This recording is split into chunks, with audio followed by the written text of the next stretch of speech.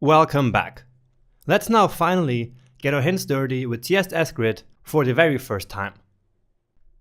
And so here I already have a brand new CodePen open in Firefox, as you can see here. So we're working now in Firefox, as I was telling you in the last lecture.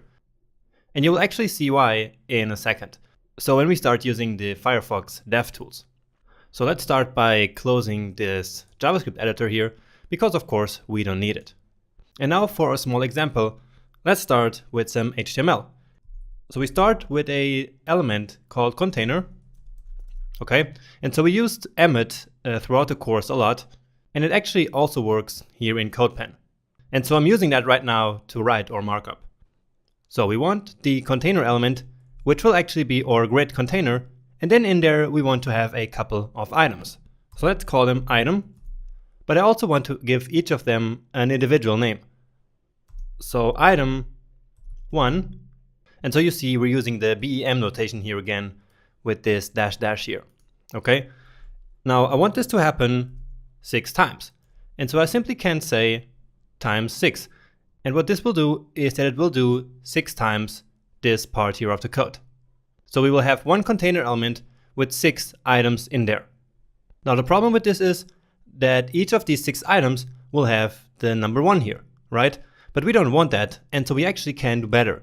Because here in Emmet, there's another trick that we can use, and that is to use the $sign basically.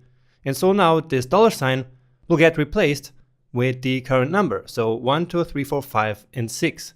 So let me show that to you when I now actually hit tab here. And so here we go. So 1, 2, 3, 4, 5, and 6. So that's a very handy trick in Emmet that I wanted to show you.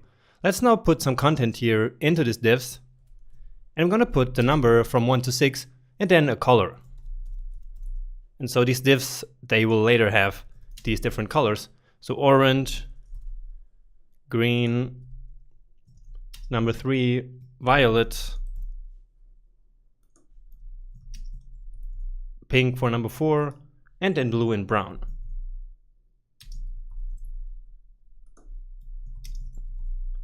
And brown. All right. And let's now actually save this. So I just hit the save button here, and then you see that this changes here the URL, right? And you see that I'm actually logged into my account. And so this CodePen will actually be available on my public CodePen profile if you want to check that out. So now about the CSS, let's give it some more space here on the side. And let's start by writing some simple styles for the container. So let's just give it some background color like EEE, and a width of 1000 pixels. So now we're not really worrying about using RAM and all that stuff. So we just want to make this work. We just want this to be like a small demo. Let's now also center this in the viewport. And for that we can use our old trick, 0 and auto. And actually let's put something like 30 pixels in here so that we get some space here between the top of this window and the container. Okay, and with that we're ready to start using grid. So how do we turn an element into a grid container? Well, very simple, display grid. And that's it. So now this is a grid container, but nothing really changed, right? And that's because we didn't define any columns or any rows. So that's what we're going to do next. And here is how it works in grid. So we have a property called grid template rows. And in here we can define our rows. So let's say we want these 6 elements here to be divided in 2 rows and 3 columns. Okay, so that makes 6. 2 times 3 makes 6. So we want 2 rows and 3 columns. So what we do here is to define these 2 rows. So I say that the first one should be 150 pixels, and I say that the second one should be 150 pixels as well. And that's it. So that's how grid template rows works. We define basically the heights of our rows. So the first one should be 150 pixels and the second one as well. So simple as that. And now let's do the same thing for the columns. So grid template, and you can guess that this one is called grid template columns. So let's also do 150 pixels for now. And later we're going to change all of this. So this is just the very first approach. And all right, So we see here that they're actually now already laid out as a grid here. That's awesome, right? Now before we actually go inspect this here in the DevTools, let's add some colors here to these items so that we can better see what's going on. All right. So item. And so first of all, let's define some global styles for all of these items. So let's give them a padding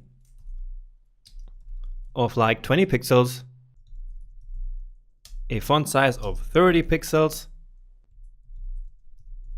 a font family, and we simply say we want sans serif. Okay. And we say that the color should be white. Okay. And now the colors of these items. And actually we can use Sass here again. So you can see here that this is actually SCSS, all right?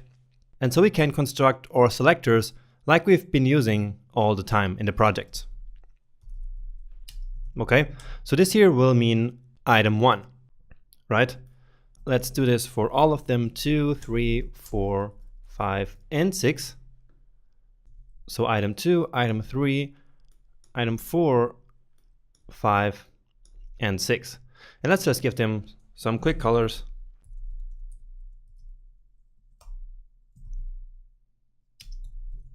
And my orange red again. Okay, so the first one will be orange. Let's quickly copy this here as well.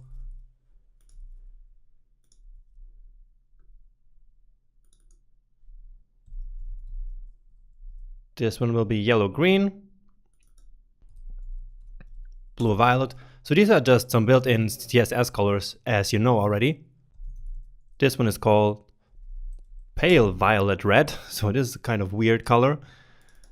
This one is royal blue, and then golden rod or something.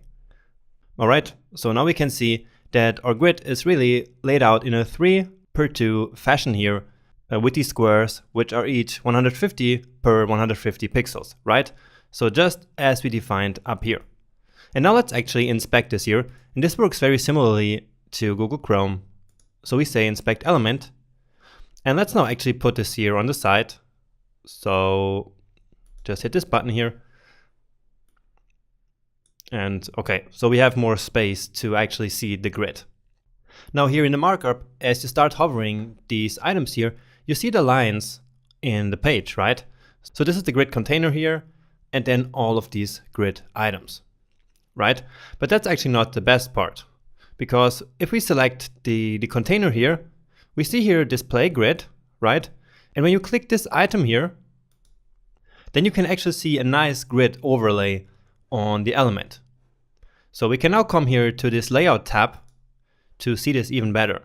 So this is our container that we have with our 6 items in there. And now we can display line numbers here, which makes it even better. And so now you see these line numbers. So remember from the first intro lecture where I told you that the column lines and the row lines get automatically numbered, right? And so here it is, 1, 2, 3, and 4, which is 3 columns plus 1, and then 1, 2, 3 for the lines. Okay, and so that makes it a lot easier to build CSS grids here using the inspector.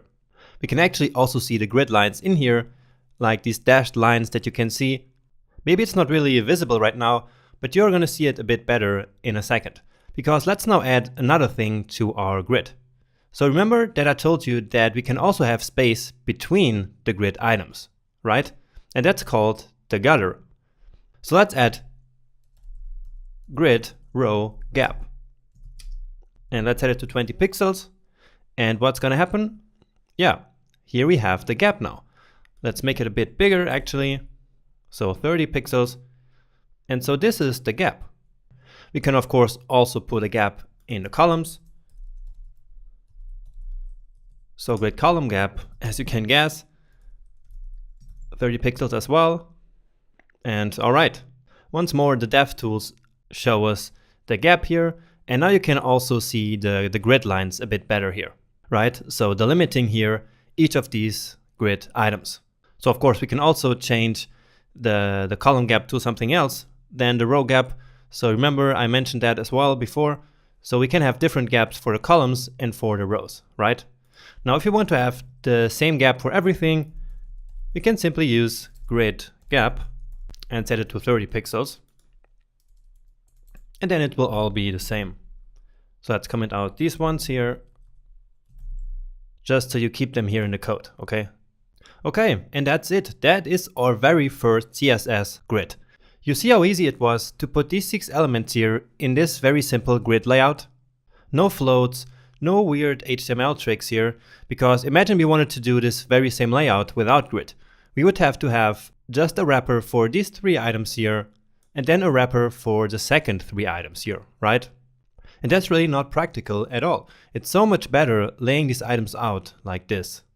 So before ending this lecture, let's just very quickly recap what we did here. So we first set the display property to grid, and then we defined our rows, so the template rows for the grid. And in this case, we basically said that we want to have 2 rows, each of them with 150 pixels. We could also put the second one to 100 pixels, for example, and then of course it would become smaller. So the first value for the first row and the second value for the second row.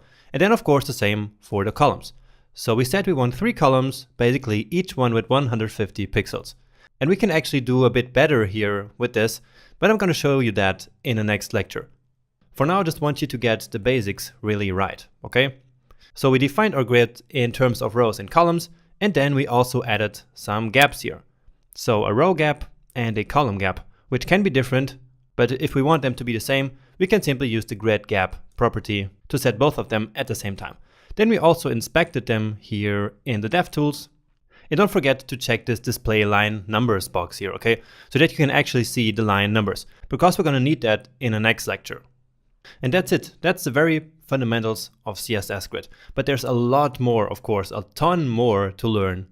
And so I'm going to wait for you right in the next lecture. See you in a second.